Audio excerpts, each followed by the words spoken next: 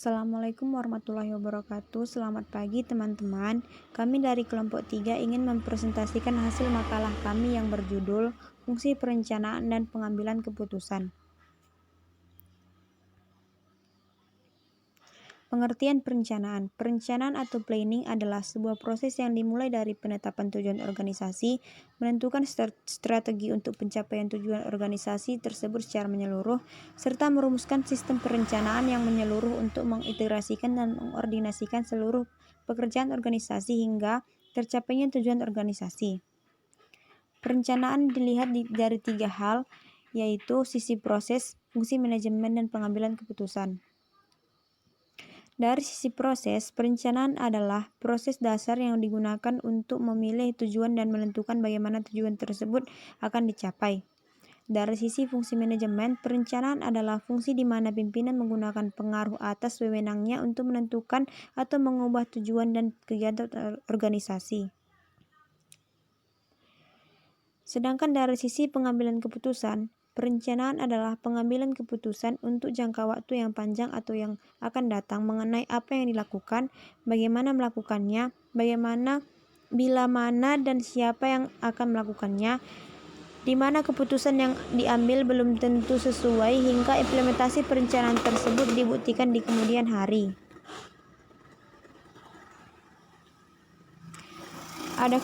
Adapun fungsi dari perencanaan dibagi menjadi 4.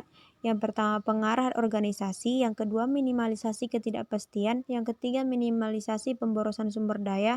Dan yang terakhir, penetapan standar dalam pengawasan kualitas. Persyaratan perencanaan dibagi menjadi 5, yaitu faktual atau realistis, logis dan rasional, fleksibel, komitmen, dan komprehensif atau menyeluruh.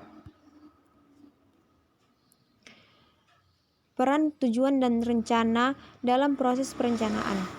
Tujuan pada dasarnya adalah hasil akhir yang diharapkan dapat diraih atau dicapai oleh individu, kelompok, atau seluruh organisasi.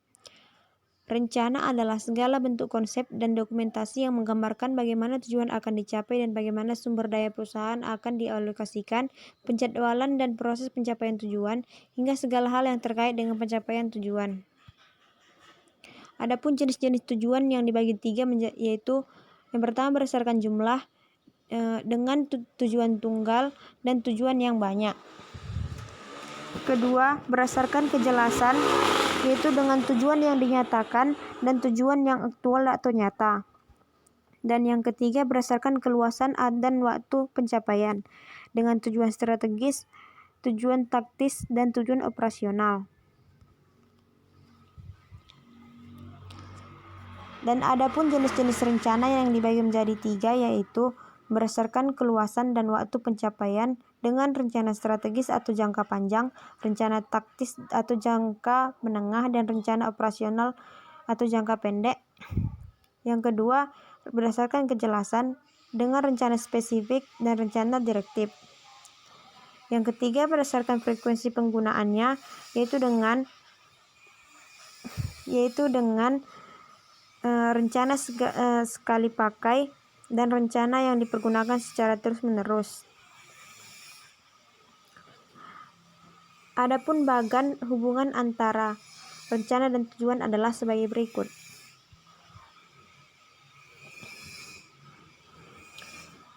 Pendekatan dalam penetapan tujuan yang dibagi menjadi 2, yaitu pendekatan tradisional dan pendekatan manajemen berdasarkan sasaran atau tujuan.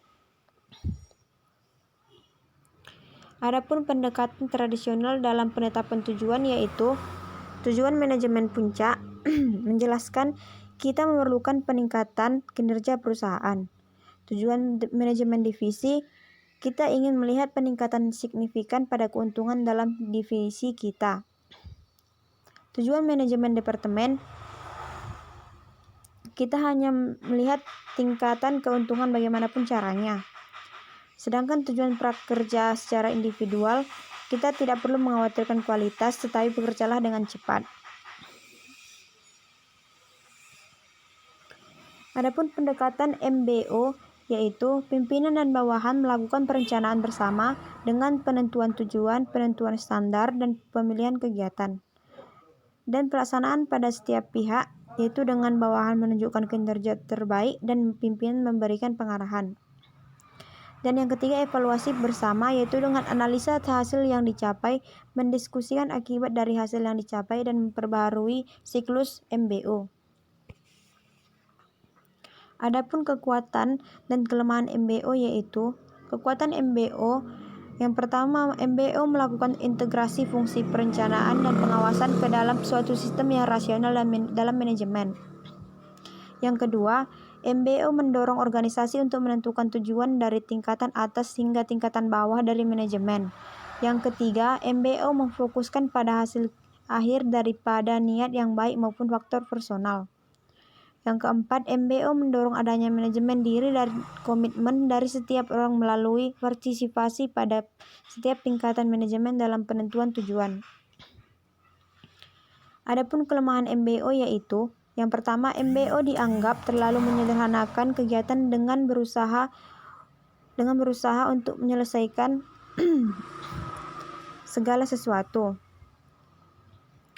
Yang kedua, MBO secara cepat akan ditolak oleh manajer yang memiliki gaya otoriter atau yang bisa saja disebabkan karena orang-orang yang bertipe X dari MC Grigor dan oleh mereka yang menerapkan birokrasi yang tidak fleksibel dan ketat.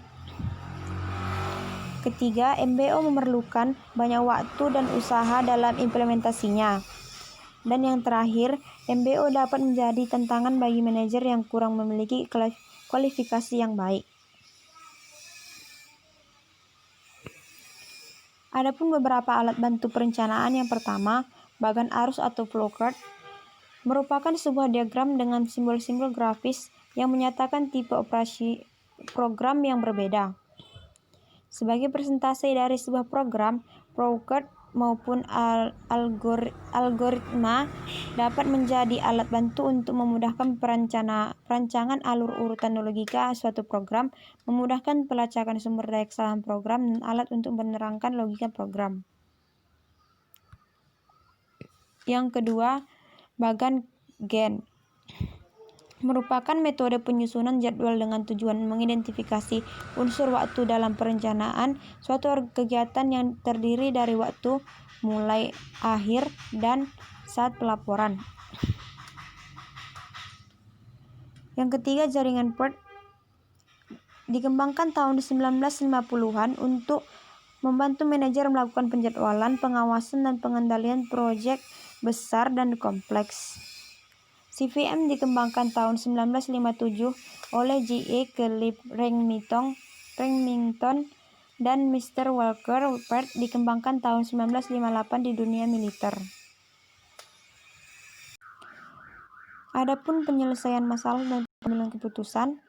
Masalah versus gejala. If we fail to identify the problem, we will fail to solve the problem. Jika kita gagal dalam melakukan identifikasi masalah, maka sesungguhnya kita akan gagal dalam menyelesaikan masalah tersebut, yaitu dengan penentuan faktor penyebab, pendekatan dalam penyelesaian masalah, dan pengambilan keputusan atas alternatif penyelesaian masalah. Lingkungan dan pengambilan keputusan dibagi menjadi 3, yaitu keputusan pada saat keadaan yang pasti, yang kedua keputusan pada saat keadaan yang tidak pasti, dan yang ketiga keputusan pada saat keadaan mengandung risiko.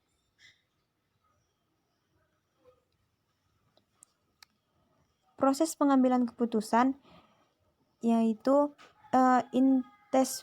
investigasi situasi dengan identifikasi masalah, diagnosa penyebab, dan identifikasi tujuan dari keputusan yang akan diambil. Yang kedua, penentuan alternatif dengan identifikasi berbagai alternatif keputusan dan evaluasi belum dilakukan pada tahap ini. Yang ketiga, penilaian alternatif dan penentuan keputusan dengan evaluasi dan penilaian alternatif yang ada dan penelitian dan penentuan alternatif yang terbaik. Yang keempat, implementasi dan pengawasan, yaitu dengan rencana implementasi dari rencana yang telah dibuat, dan pengawasan terhadap langkah implementasi. Adapun bagan tahapan evaluasi alternatif adalah sebagai berikut.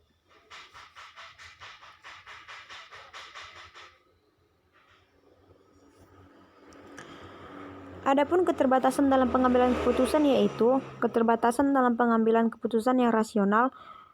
Dengan keterbatasan pengambilan keputusan dibagi menjadi 4, yaitu keterbatasan sumber daya, kelebihan informasi, keterbatasan ingatan, dan masalah keahlian.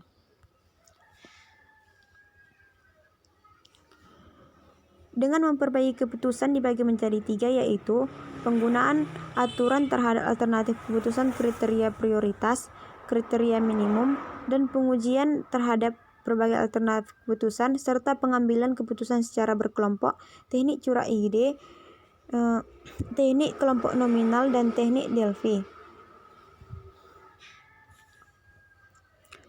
Sekian hasil presentasi dari kelompok 3. Bila ada salah kata-kata, mohon dimaafkan. Sekian dari kami. Terima kasih banyak. Assalamualaikum warahmatullahi wabarakatuh. Selamat pagi semua.